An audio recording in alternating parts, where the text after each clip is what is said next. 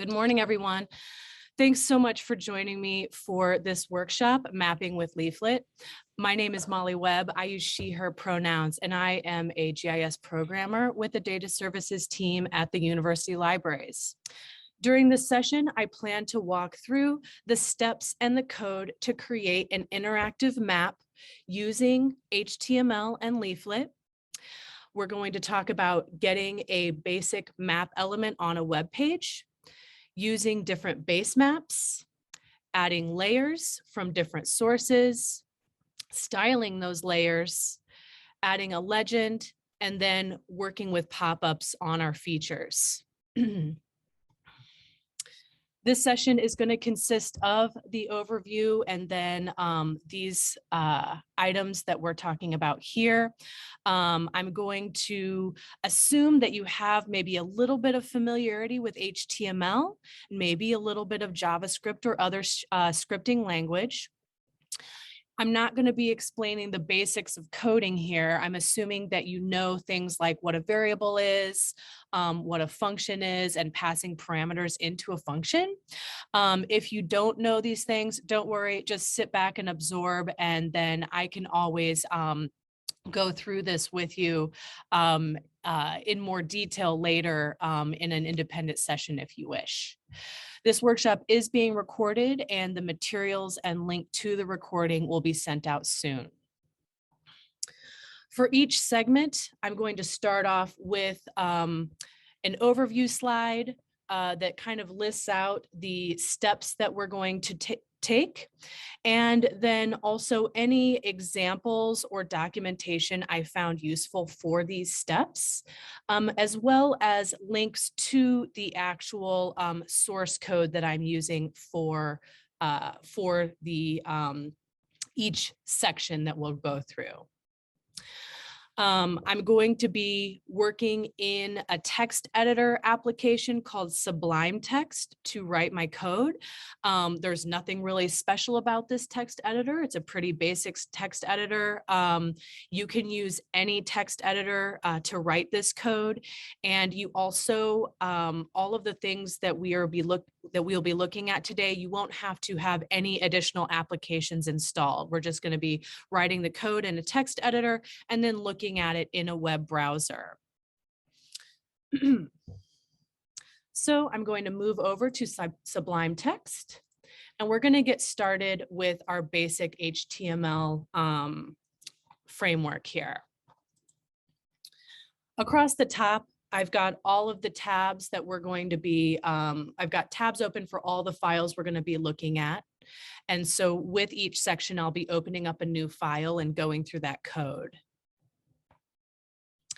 Also, I just wanted to point out that I'm going to be running the code in a web browser, but I'm actually running a little local web server on the back end.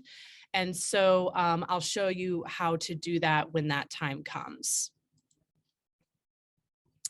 All right, so I'm starting off with a basic web page here. And this is just a super simple HTML framework. I went to the W3 Schools HTML tutorial and just copied and pasted this text right in. The important things to note here in the HTML file is that every piece of the file is going to be wrapped in these tags. So we have the outer chunk is the HTML file. So we have an open HTML tag right here. And then the closing HTML tag, which has our little / closes the HTML. We've got the head section, which is basically the metadata section of the website. Any libraries or any other things that we want to happen before the website starts drawing will be put here in the head section. So we can have, we see here the opening head tag and the closing head tag.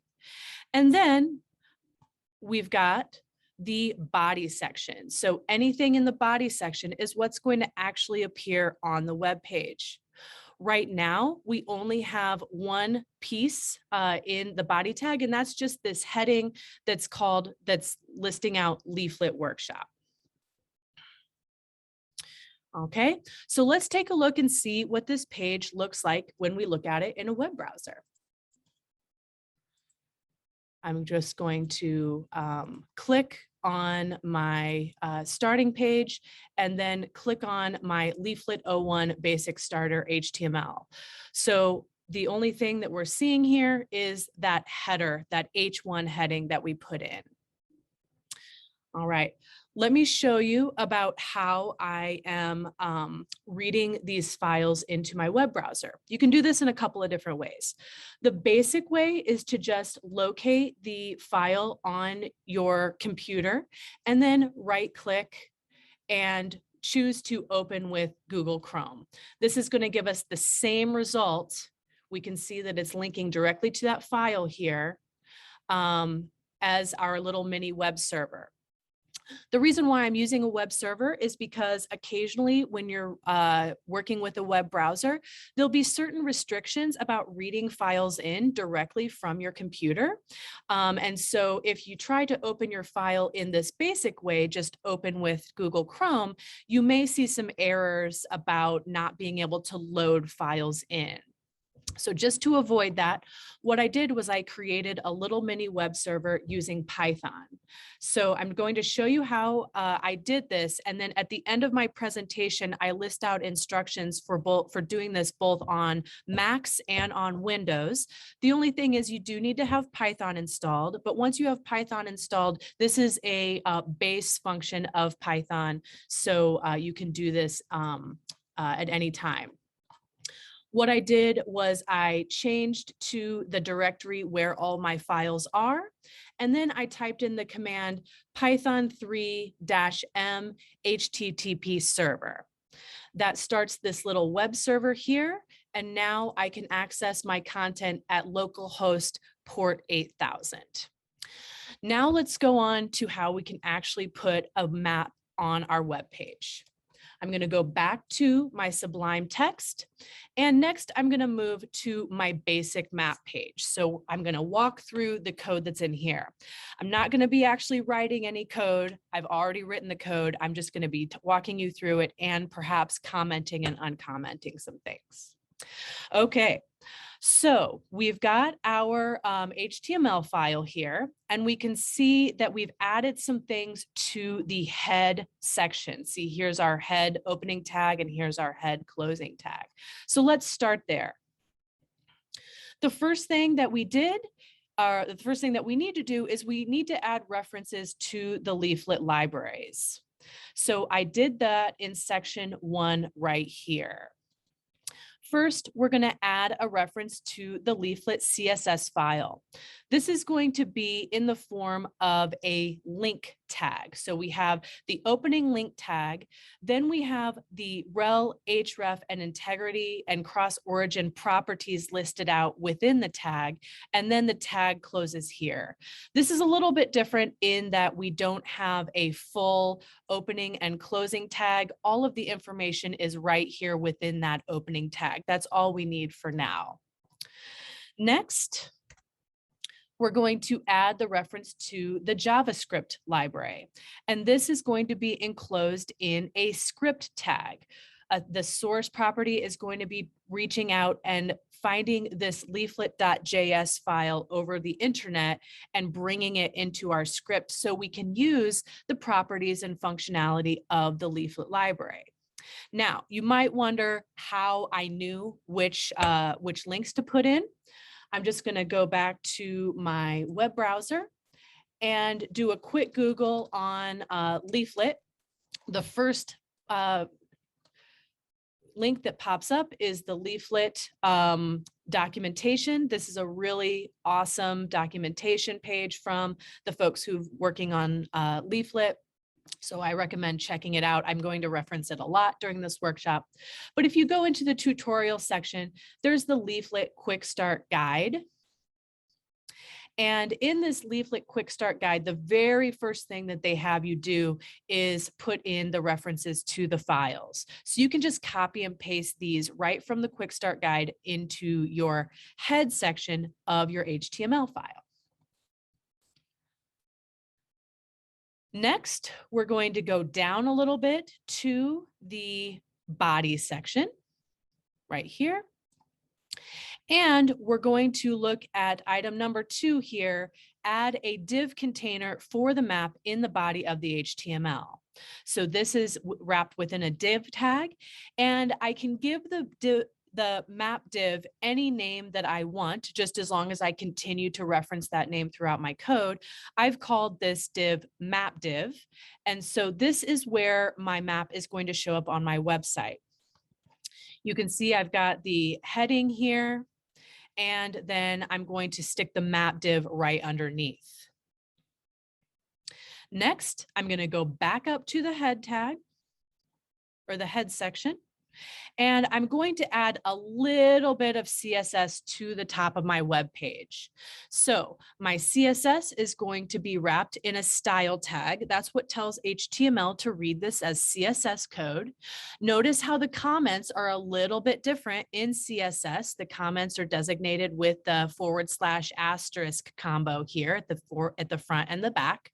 And so what I'm doing here is I am saying for my map div element, I want you to give it a height of 500 pixels and a width of 1000 pixels. That's going to set the container size for my map. Then I'm going to go back down to the body section, and I'm going to look at number 4 here. I'm going to insert a JavaScript snippet that's going to actually create my map. Now, some mapping libraries like you to put the JavaScript in the head tag. Some mapping libraries like you to put the JavaScript in the body tag. So you might have to experiment a little bit depending on what mapping library you're using. Leaflet maps should be inserted in the body, preferably after the map div tag has been inserted. The JavaScript is going to be enclosed in a script tag. So we have our opening script tag and our closing script tag. And then what we're doing here is we're inserting a map. So let's look at what we're doing here. We're creating a variable called myMap. So for the remainder of the script, we're going to be referring to this map element as myMap. It's going to be a leaflet, and we know it's leaflet because we have that capital L there. So L.map, it's a map object within the leaflet library. It's going to be inserted into our map div element. See how this matches our map div element here. And so that's all we need to do to create the basic map. But we do want to set a couple of properties so that the map shows up in the right spot. We're going to use the set view property of the map, and that property takes 2 parameters. The first parameter is a list, and the second parameter is an integer.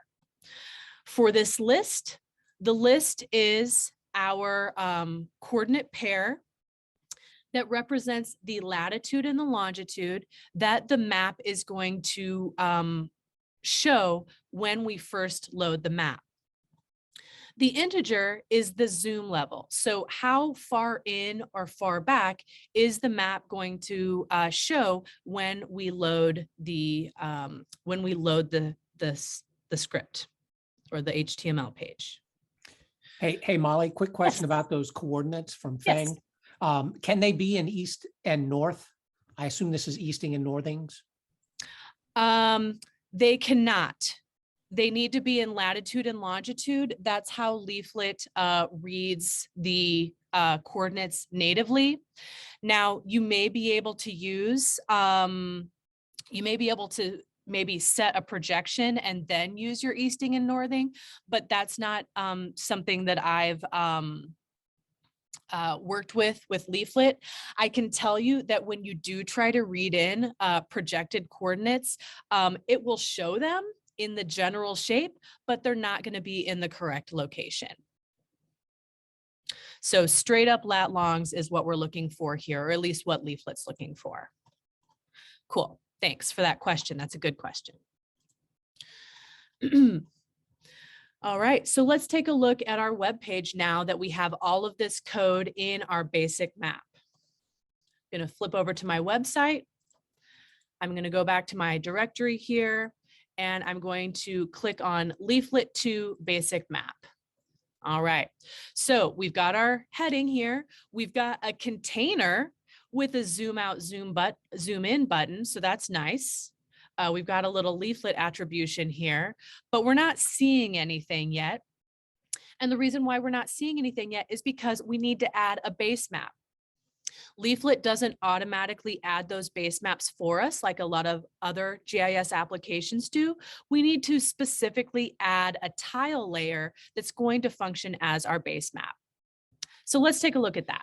Selecting a base map, we're going to add the base map as a tile layer. There's lots of different base maps available. Some are offered for free and some require subscriptions. So just keep that in mind when you're working with your base maps. In terms of resources, we've got the file that I'm going to be working with here. We also have an explanation of what tile maps are. It's from the Bing Maps documentation. We're actually not going to be using Bing Maps in this presentation, but I really do like how they explain what tile maps are. And so I recommend checking that out if you're not familiar with that concept. And then I also have a link to the Leaflet Base Map Providers demo, which we're going to look at here in a second. Okay, so let's take a look at back at our code. And now I'm going to be looking at the Leaflet 3 base map example. Everything here is the same as it was in the previous file. We've just added a few elements. So the first thing that we've added here is our first base map example, and this is a base map provided by OpenStreetMaps. OpenStreetMaps is an open source data collection effort. Anyone can contribute to OpenStreetMaps. And so they provide a nice subscription-free base map that we can use in our maps. So let's look at the code here.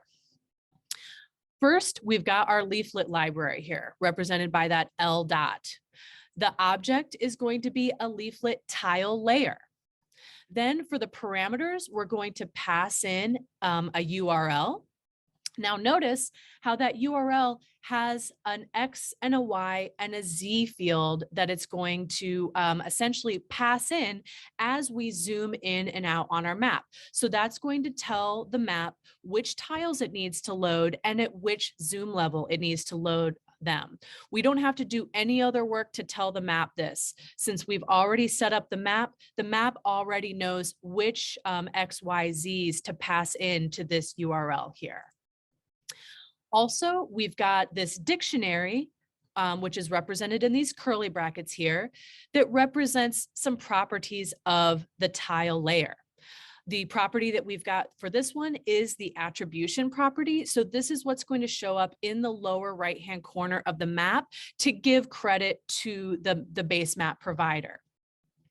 After we've created this object, so we're wrapping it up with the closed parens here, then we're going to call the add to map function and add it to my map, which is the map that we created here. So let's take a look at what that looks like. All right. I've got this one already open here. So if I just do a little refresh, that picks up any code that I've written in the meantime, which I haven't, so it's just the same. But now we can see we're zoomed in on St. Louis. We can zoom in and out, and the base map adjusts based on our zoom level. We can pan all over the place. And then also we've got our OpenStreetMap attribution here. Let's take a look at some other base map examples. I'm going to go back to my code, and I'm going to I'm going to highlight this code, and I'm going to comment all this code out so I can go to number 2, my second base map example. So let's highlight that. I'm going to uncomment it. And so we have another tile layer here. This one is from Stamen Design. So we have the URL here to pass in our tiles back and forth. We have an attribution property, and then there's a few other properties that this tile layer requires. Subdomains, the min zoom, max zoom, and the file extension for the images. Now, how did I know what code to put in for this particular tile layer? Well, I went to the Leaflet Providers demo page. So let me open that up for you.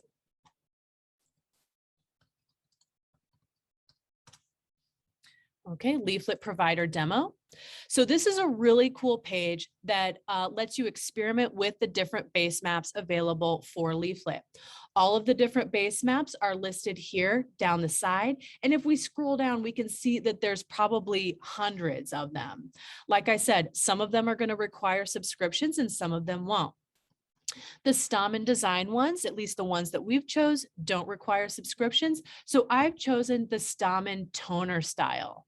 When I click on the patch over on the right side of my screen, it changes the base map in the main content area, and then it gives you a nice little JavaScript snippet that you can just copy and paste right into your map. So that's really handy. We can see here L tile layer and then all of the other things that I'd copied in.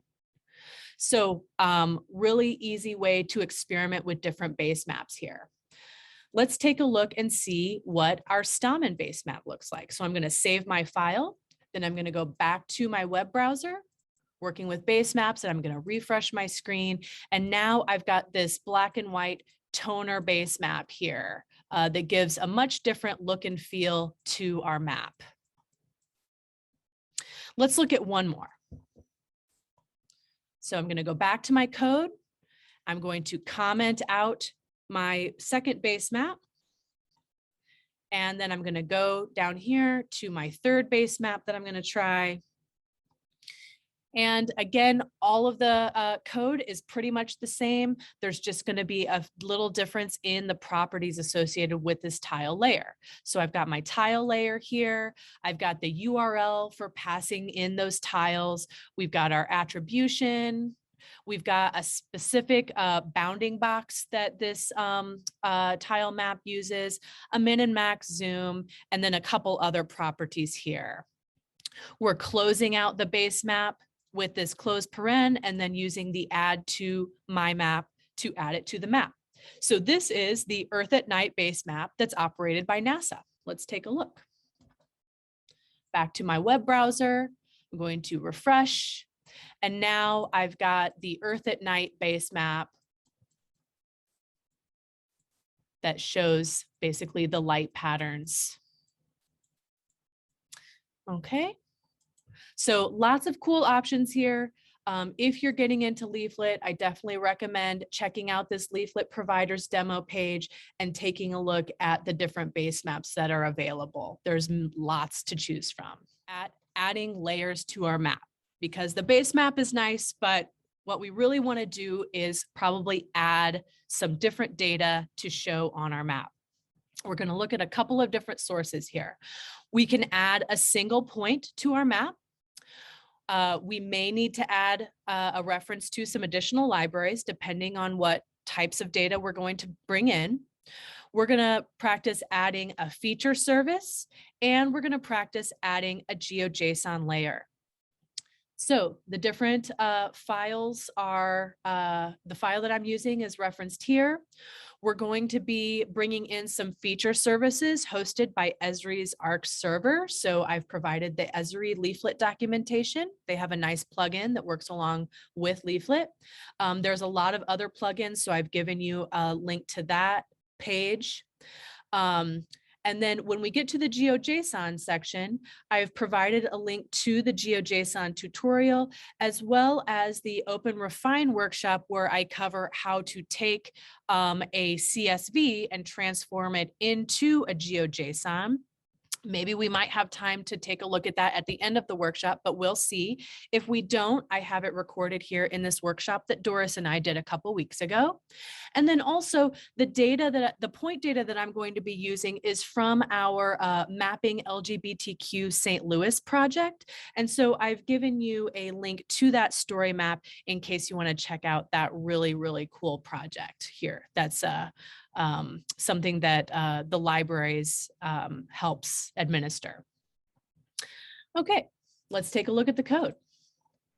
So next, I'm going to switch to my Leaflet Add Layers tab.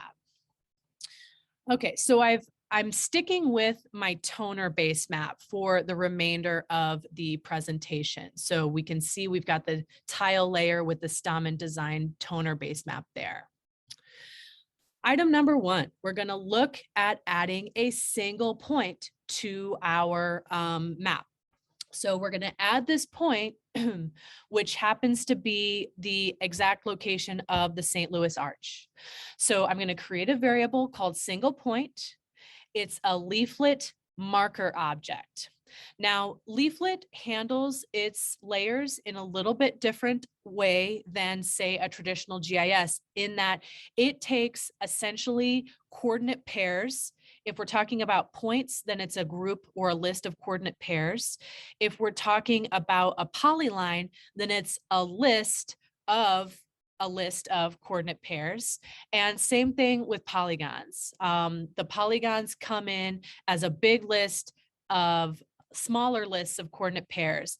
And for polylines and for polygons, those coordinate pairs represent the vertices of the shapes. So Leaflet reads in all those vertices, and that's how it knows where to place these objects.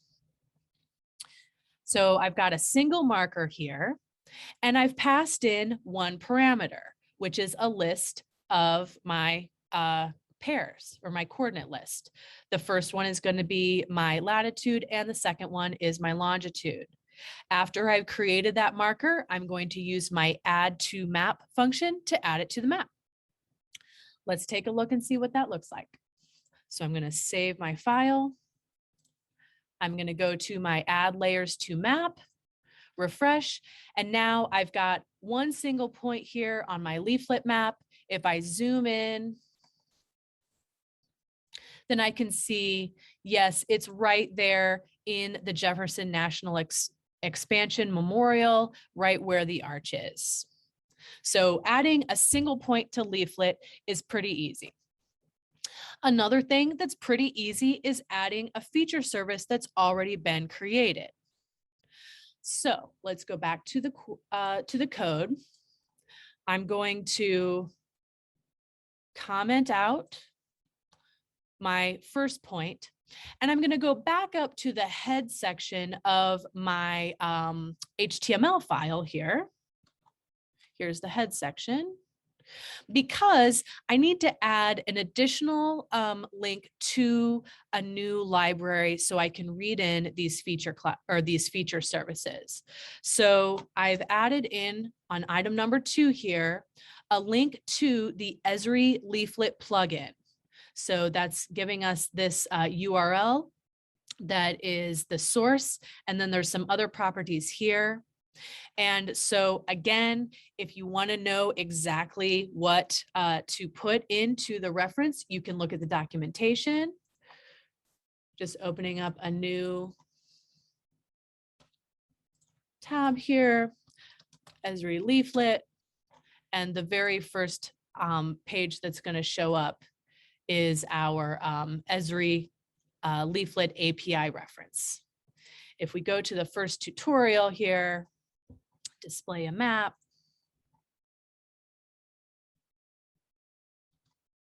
it's going to show us how to insert that code for that library. So let's go back to the code. So we've added in this link to the Esri Leaflet library. Now let's go back and see, back down to our body section, and let's see how we can actually add a feature layer in. So I'm going to uncomment item 3A here. So I've created a variable called points. It's a leaflet, and then it's leaflet, and then also we're referencing the Esri library here. So L.Esri dot feature layer. It's an Esri feature layer object. Right now, I'm just going to pass in one parameter, and that's the URL to the feature service. So let me put that feature service URL into a web browser and show you what that's going to look like. Feature services can come from a variety of different sources, and feature services are are something that you could create yourself right now if you wanted to. All you need is basically a web server to host them. This particular feature service is hosted on a cloud-based mapping platform called ArcGIS Online. So you can access ArcGIS Online layers within your leaflet maps.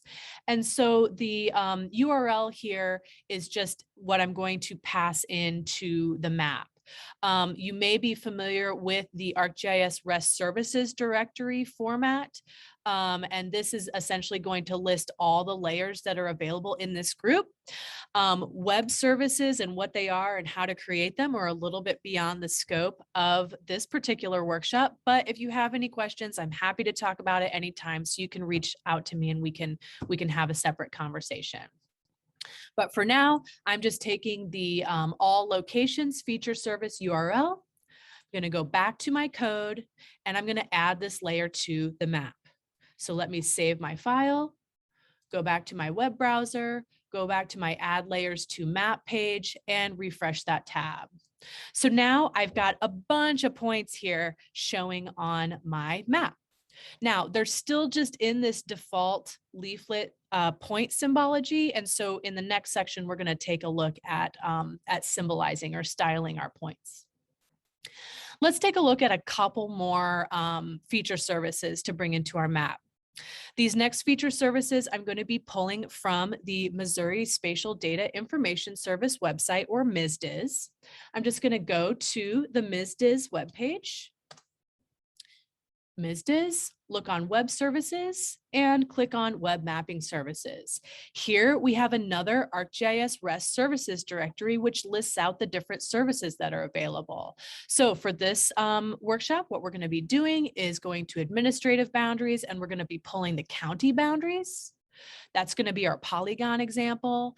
And we're also going to go to the Tiger data section and pull the rail lines. So that's going to give us a polyline example. So I already pulled those URLs in. So I'm going to go over to my code. I'm going to uncomment 3B and 3C. And we're adding these layers in the same way. So I created a variable called polygons. I created this new Esri feature layer object and passed in the URL. Same thing with the polylines. And this, I'm just going to update this comment real quick. Polylines.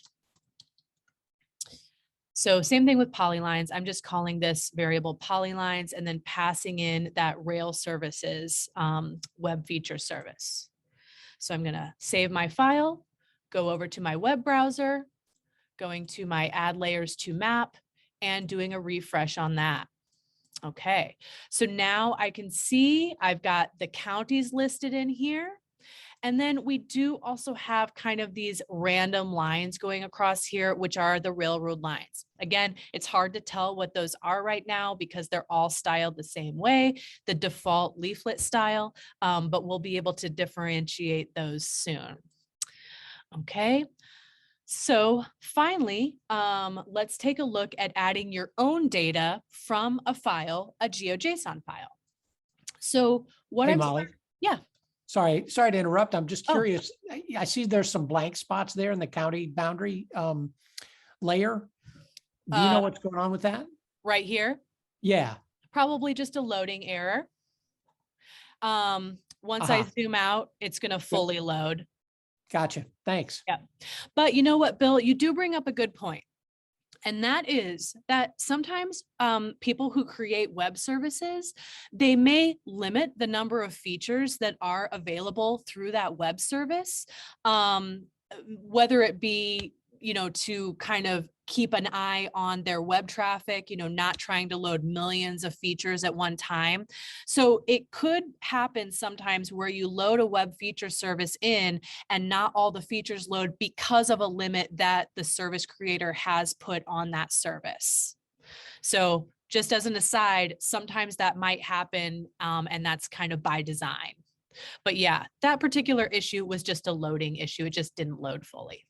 Excellent. Thanks, Molly. Yeah, no, good question. Thank you. Okay, so so the next thing we're going to do is we're going to be adding our Geojson file. So I'm going to show you where that started. I'm just going to open up the CSV. So essentially, this is just a CSV. It's similar to the data table of your shapefile or your feature class that you might be working with in GIS already. I've got each one of these records represents a point. We've got an X and a Y value, a lat and a long, or excuse me, a longitude and a latitude for each point. And then something that we're going to be using later is this type space category, which essentially puts each of these points into the type of space it was. Was it a bar? Was it a faith-based point? Was it a place where a crime took place, and so on and so forth. So just keep that in mind, type space.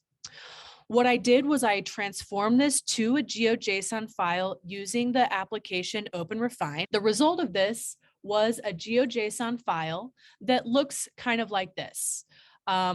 We are giving the list of points, essentially, a variable name called markers, and then we're opening up with a curly bracket that closes at the very end that designates this as a feature collection.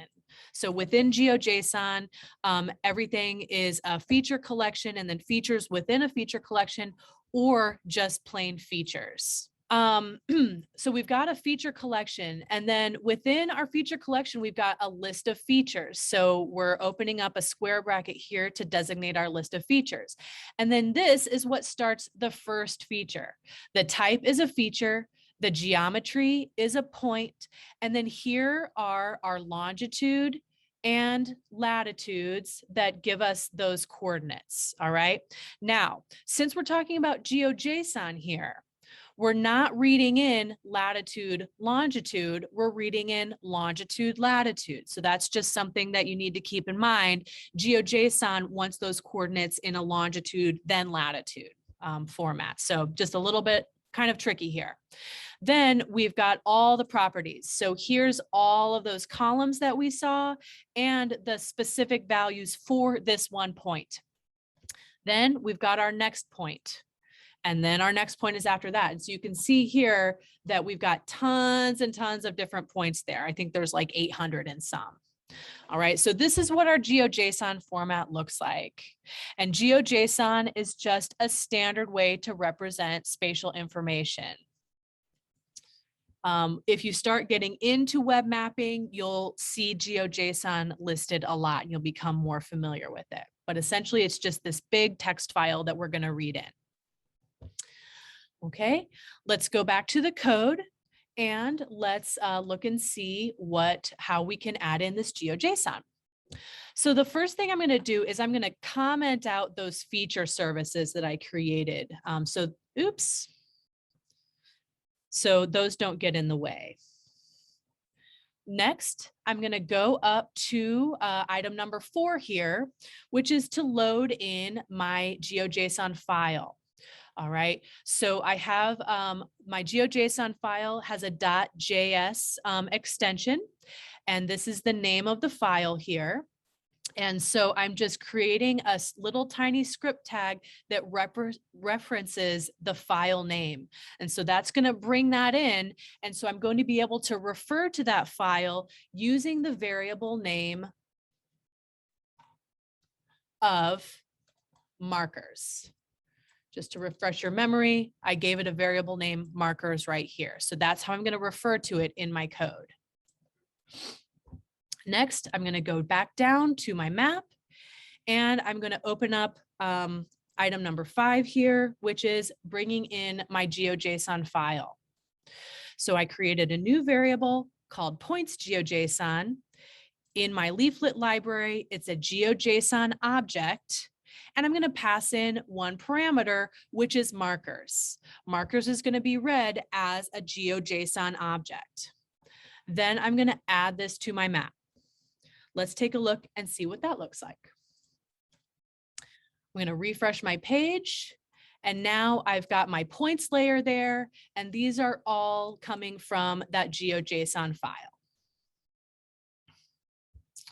And I know that because I commented out all of my other layers. So this GeoJSON file is what's feeding those points. Styling. So for styling your layers, the first thing you need to do is create a style. We're going to start off with just creating a single style, meaning all of the features are going to be styled in the same way. We're going to apply a style to polylines and polygon layers first. Then we're going to do a little bit of a different operation to apply a style to the point layers. Points are handled just slightly different in Leaflet, and so they require a little bit of a different strategy for applying styling. Then we're going to look at creating a style by an attribute value. So styling by a category, that type space category that I looked at in my CSV file earlier. And then we're going to apply that to our points layers. Here's a reference to the file I'm going to be looking at. And some of this content was taken from the Leaflet Choropleth map tutorial, as well as the Iowa State Extension styling tutorial. So now I'm moving on to my Leaflet styling example. Scrolling down, I'm going to look at item number 1. First, let's just take a look and see what this map looks like just with the straight up points, lines, and polygons again, just to refresh our memories. I'm gonna go back and open up our styling. So here's our styling features. So again, we've got points, lines, and polygons all in this default Leaflet symbology. Now I'm going to go to item number 2, and I'm going to create a couple of styles. So the styles are going to come in the format of just a straight up dictionary with some key value pairs. Let's take a look at the first one. So I'm going to create a new variable. I'm going to call it style polygon. And then I'm going to open and close it using curly brackets to designate a dictionary. I'm going to identify a few properties as key value pairs here.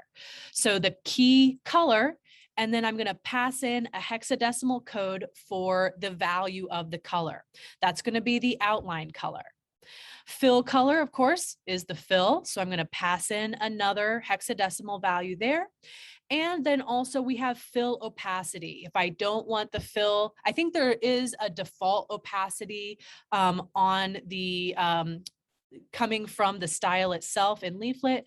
But if I want to designate a specific fill opacity, transparency, I'm going to identify a number between 0 and 1 here for the fill opacity. Similarly, for the polyline style, I created a new variable called style polyline. I gave it a color, a weight, so how thick do I want my lines to be? And then I also added this dash array property that's going to give me a dashed line. And this just represents the number of pixels in between the dashes. All right, so I've created these two styles. Now I need to add them to my layers. So I'm going to come up and I'm going to comment out my original layers first, just so we can see the results of our style. I'm going to go down to item number 3 here. I'm going to uncomment this section. All right, so you may recognize this already. We're creating our polygon layer and we're creating our polyline layer. Still just creating that Esri feature layer and passing in a URL for that property, but we've added a new property here. So I'm going to add a comma and then set the style property to style polygon, which is going to come back and reference this one. And then down here, my polylines, creating a new Esri feature layer. I'm passing in my URL here and then putting in a style property that references style polyline. So that matches up with this. Finally, just like we did before, I'm going to add them to my map. So let's take a look and see what that looks like. I'm going to save my file. I'm going to go back to my web page and I'm going to hit refresh. All right. So now I have my, my county boundaries styled in kind of a dark gray border with a light gray fill. We can see that I do have a transparency on those features, so we can see the base map underneath. And then for my polylines, my railroads, I've given those a dash style here, so we can see those coming out. Now we can see a significant difference between the borders of our counties and the rail line polylines. I'm going to go back to my code. Now we're going to work on the point styling. So I'm going to uncomment my item number 4 here. I've created a variable called style point, and this one is a little bit different because this one is actually going to be a function. So a function is kind of an action to be taken in our web map. And so this function is going to pass in the latitude and longitude from our Geojson. So not to be confusing here, but our web feature services that are coming in, those are also coming in a Geojson format. They're just coming in over the web as opposed to from a file that I'm bringing in. So we're going to pass in a Geojson and get the latitude and longitude. And then what is our function going to do? Well, it's going to return a leaflet circle. So this is similar to that leaflet marker. It's just designating a specific circle point instead of that teardrop default point that we're seeing. We're going to pass in the latitude and longitude, and then here are all the properties of the style. So this is just a dictionary similar to the dictionaries that we designated for our polylines and our polygons. So I'm going to give this a radius of 100. So that's going to be how big the point is going to be. I'm going to pass in a color. This is going to be the outline color. So this is just going to be a plain white. That's the hexadecimal code for white. I've given it a fill color and a fill opacity, and also then a weight. So that's how big the outlines of the points are going to be, the outlines of the circles. All right, I'm gonna comment out my polygons and polylines just so we can see our circles easily. And now I'm gonna go to item number 5 here, which is adding the style to our point layer. So now this happens in the same way as our polylines and polygons. We've set the style a little bit differently using the function, but we pass the style in a similar way. We're creating our variable called points. It's going to be an Esri feature layer, and we've passed in the URL. We add a comma to our list of properties, and we're using the point to layer property this time and passing in our style point. Then we add those into our map. So let's take a look and see what that looks like.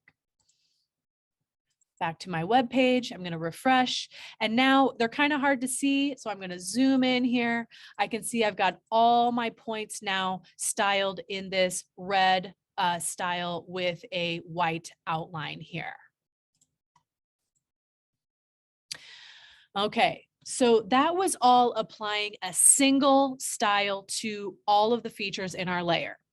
Sometimes we need to do that, but we know often we need to style by some other attribute in our data. So next we're going to look and see how we can style by a particular attribute. Let's go back to our code. Okay. Oh, I'm sorry. One little extra point here. So this was styling the feature service. Let me comment that out. And I just wanted to show you that whether we're styling the feature service or our Geojson file, the process is the same. It can use that same style point. So let me just show you that, just to show you that it is the same, whether we're styling a feature service or a Geojson. There we go. Okay.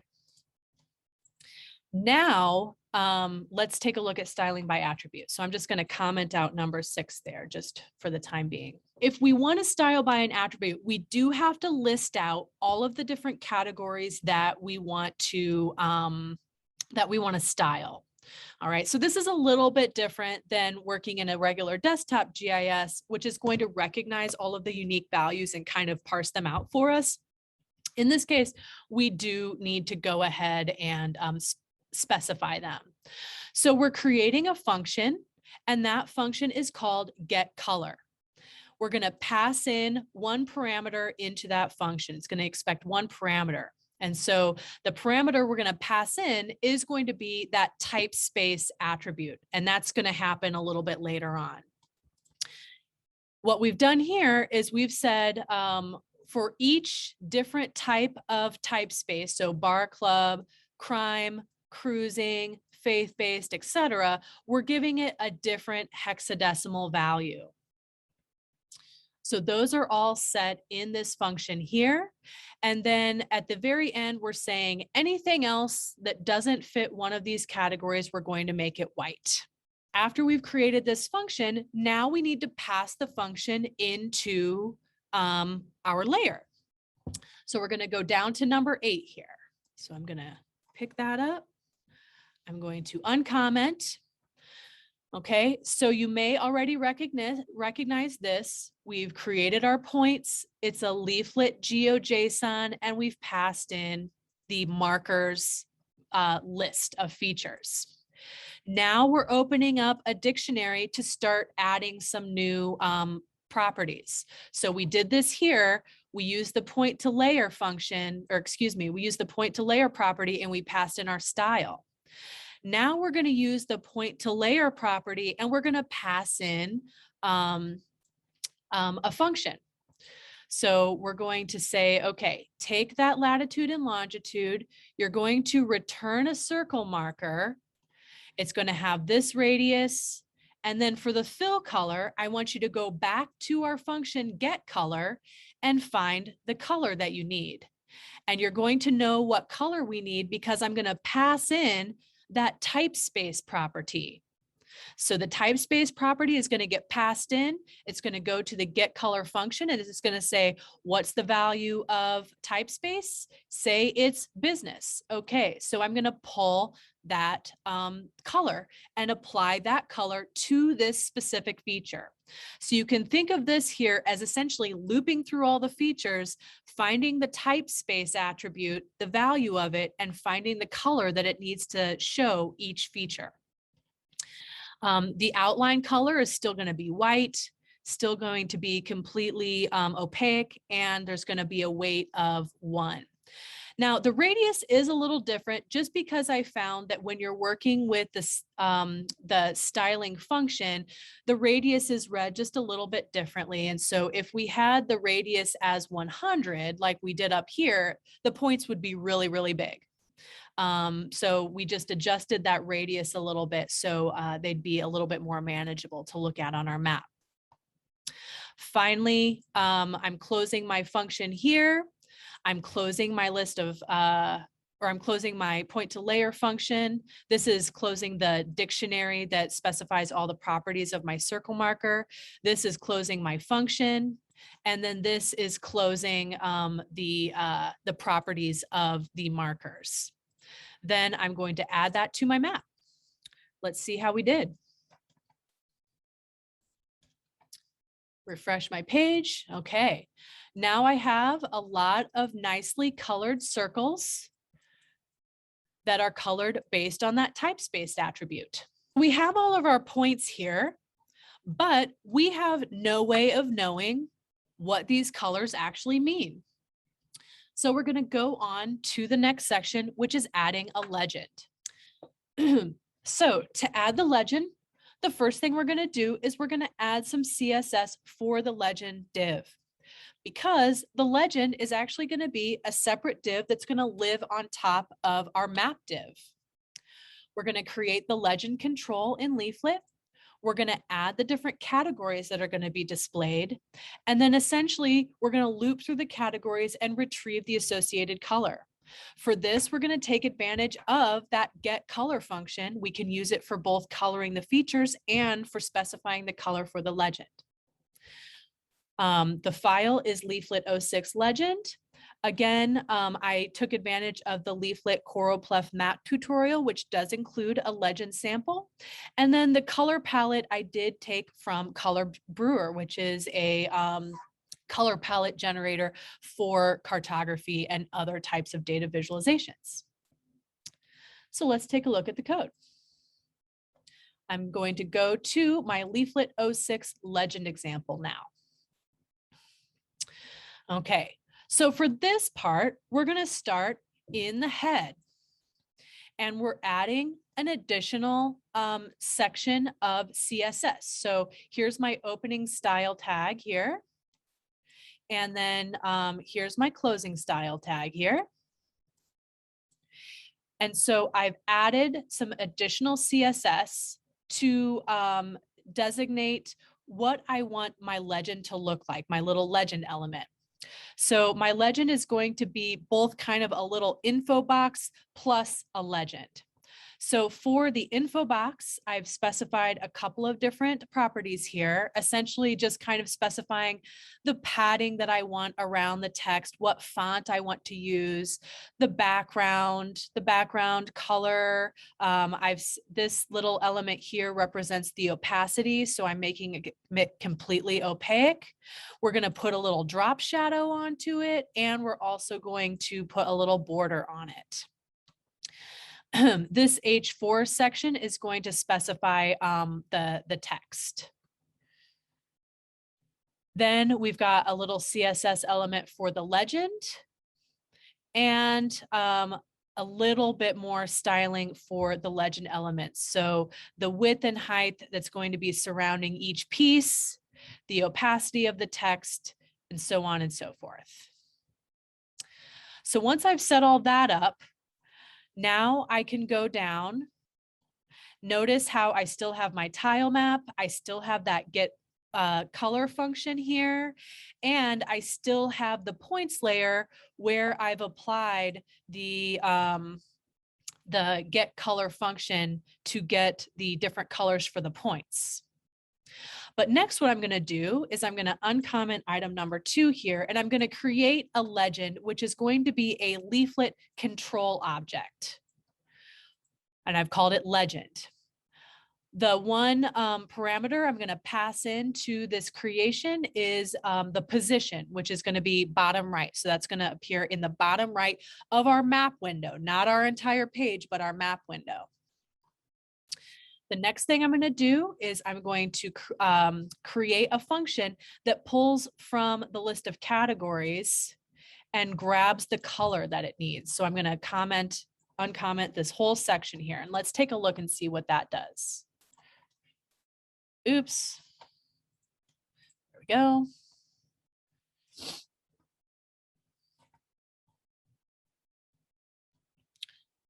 Sorry about that. Okay, so what this function does is when the legend gets added to the map, it's going to pull this, it's going to do everything that's specified here. The first thing it's going to do is it's going to create essentially a new little div to receive the items that we're going to pass through for the legend. So it's going to be a div, and the type is going to be info legend. Now, since we're using the word info and legend here, I just want to go back up to the CSS and remind you that our CSS is looking for divs called info, and it's also looking for divs called legend. So it knows what where to apply those properties. So that's where that comes into play. Now I'm going to go back down. And I've listed out all the different types that are available here. So this is what I want to show in my legend. These are going to be the labels. They're also going to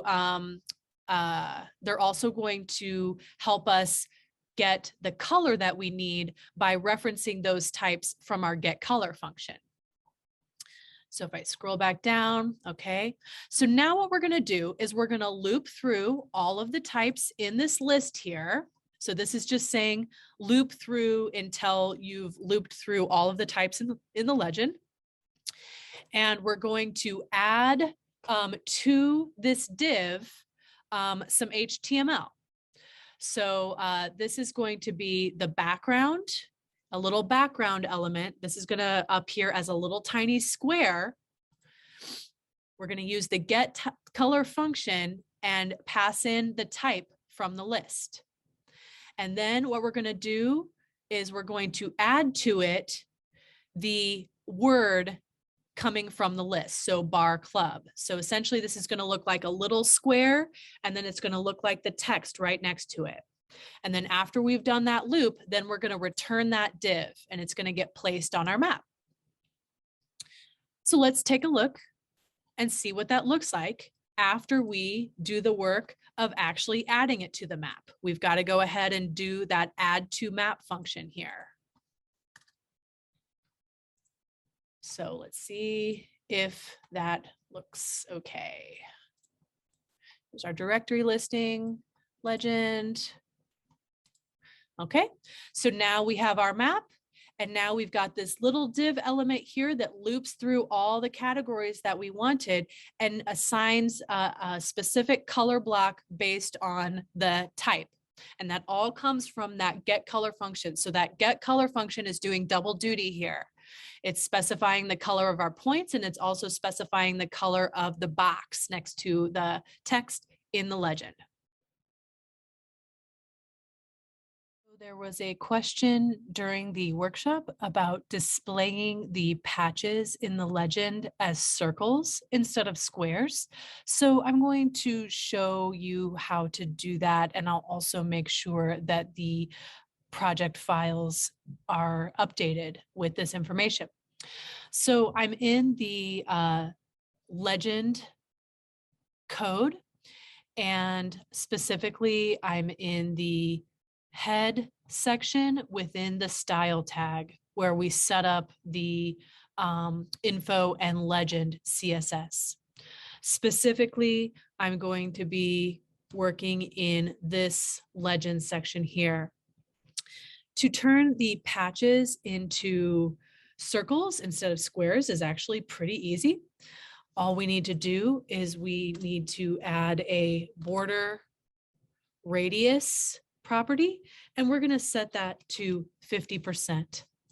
The other thing I'm going to do is just make the patches themselves a little smaller so we get some separation between the circles. I'm going to save this, and I'm going to open up my file, and now I can see that my patches, instead of squares like before, are showing up as circles. And that's all due to this border radius 50% setting right here. So we've added our legend, and our map looks pretty good. The only thing is, we know, because we looked at the CSV coming in, that there's a lot of information for each one of these points. I kind of want to know, what does this point mean? What is this location? Why is this location significant for this particular data set? There are no built-in pop-ups or information windows associated with Leaflet, so we need to add those ourselves. So that's going to be our final step here, adding pop-ups. So the first thing we need to do is create a function that's going to retrieve the information from the Geojson and build an HTML string that's going to get displayed in the pop-up. We need to bind the pop-up text to the feature. We're going to add the pop-up function that gets the text as a property of the Geojson layer. And this whole process is going to be the same whether we're using our Geojson file or our feature service. For this, I essentially just used a trial and error method. And so I don't have any other resources for the pop-ups except for the Leaflet documentation page, which does have some information on the pop-ups. But we're going to be taking a look at the Leaflet number 7 pop-ups file. Okay. So I just wanted to show that we're still essentially using the same file that we started with after we finished our legend. And we're going to go down to the body section and then back into our script. Okay, so the very first thing we're going to do is we're going to create that function that's going to essentially build a little string that's going to be the HTML that's going to show up on each one of those pop-ups. So I've created a function here called create pop-up. It's going to take in a feature, and it's going to create a variable, or it's going to create a string variable that I've called pop-up text. What it's going to do is it's going to show the word location with a colon, and then it's going to pass in from the feature its properties, the location attribute. Then we're going to have a little line break. Then the next line is going to be more information with a colon, and we're going to pass in the attribute, the value from the more attribute. Then we're going to have a line break. And then finally, we're going to pass in the text word source with a colon. And then from the source description attribute, we're going to get that value and pass that in. Then we're going to bind this pop-up with the pop-up text to the layer itself. So what that means is when features are clicked on that layer, it's going to know this is the text you're going to use to show. Okay, then finally, well, not finally, but finally for our Geojson, we're going back to our Geojson layer creation here. So this is something that we've seen multiple times before. We're creating our Geojson using markers, and we have a dictionary that's going to represent each of our properties. We're going to use the point to layer function again. And similar to that point to layer, we're going to pass in the information that uses get color to get the color of that feature. But we've added an additional property, and that is the on each feature property. What is the action that's going to happen when a user clicks on the feature? Well, it's going to go back and it's going to find that create pop-up feature, or excuse me, create pop-up function to retrieve the attributes from the Geojson, build this little text string, and then bind it to that feature. Then finally, we've added the layer to the map. So let's take a look and see if that works. Hopefully it does. So now we're in our pop-ups example, add pop-ups, and when I click on this any feature now, we've got a little pop-up. So location is SIUE, here's more information, and here's the source. If I zoom in, grab another one, location is the Bowery, here's the more information, and here's the source, and so on and so forth. So now we have a pretty fully featured functioning web map that we created using all open source tools and open data. The only thing that we would need to do to show this to the world would be to put it on some kind of web server. So that could be a server that we have, or it could be like GitHub. You could publish it on GitHub and use their web page publishing functionality. And you could, show this to the masses. If we are using a feature service instead of a Geojson file, the process would be the same. So I'll just, to show you that, note that here we've got our Esri feature service here. Everything is exactly the same. We're still pulling this on each feature, create pop-up property there. So if I save that and do a refresh, that also works the exact same way. So like I mentioned before, if you're using a feature service, the feature service may have limitations on the number of features, and that's going to be set by whoever creates the feature service. So if you are creating your own feature service, then I recommend bumping up that, that value so that all your features can come in. If you're creating feature services using Esri products, I believe that their default is 1,000 features.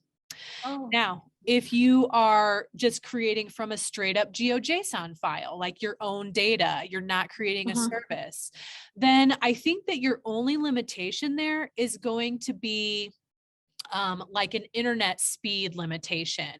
Mhm. I don't think that Leaflet itself has any limit on the number of features you can display. Uh-huh. I would be interested in kind of pushing those boundaries sometimes, so maybe I might have to check that out. But as far as I know, I don't think Leaflet has any built-in feature limitations. I'll show you how I created this GeoJSON file using the application OpenRefine. Just a little bonus for you here. So I've installed OpenRefine on my machine. And you can do that really easily just by going to openrefine.org and then just downloading, installing right here. When I start OpenRefine, starting up right here, it's going to create another little mini web server. So I'm actually interested to see how this web server is going to interact with my other web server. They're using different ports, so I think we should be okay. Just a reminder, I've got my CSV file here, straight up CSV. There's nothing special about this, except for the fact that we do have our locations here. Okay. I'm going to choose my file.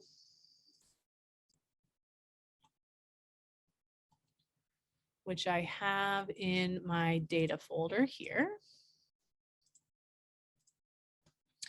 And I'm going to bring this in as a project. I can see I've got my data here.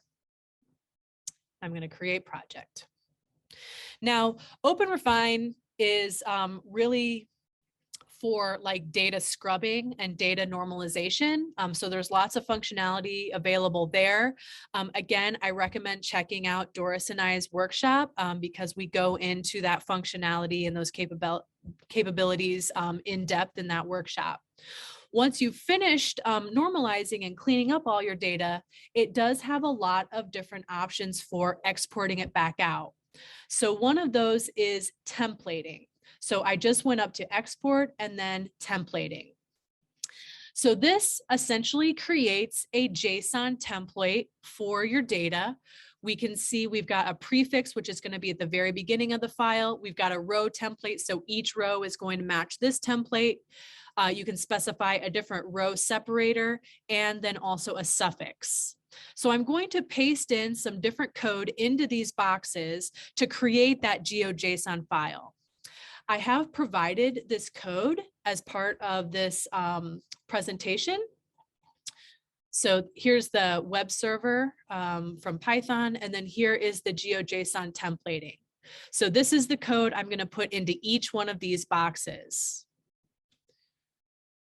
Go back to OpenRefine. Okay. And so I have this, this code saved, so I can just easily copy and paste it here. But the first thing we're going to do for prefix is we're going to paste in our var markers. And then here is the opening part of our feature collection. So the opening curly bracket, the type is going to be feature collection, and then we're going to start with a list of features. Then for each row, we want it to designate as a feature with the geometry and then the properties. So I'm going to copy in another little piece here at the top. Okay, so it's going to open up another dictionary. The type is going to be feature. The geometry is going to be point. And then note how what I've done here is I've pasted in the coordinates, and the coordinates are going to grab the values from the X column and the values from the Y column here and pass those in as the coordinates of the points. Then we're going to close our geometry dictionary, and then we're going to have our properties, which is another dictionary with all of the different properties from our file. Then for our row separator, we're going to add another curly bracket there. And then for suffix, we're going to add in just a few closing curly brackets to make sure that our file ends up okay.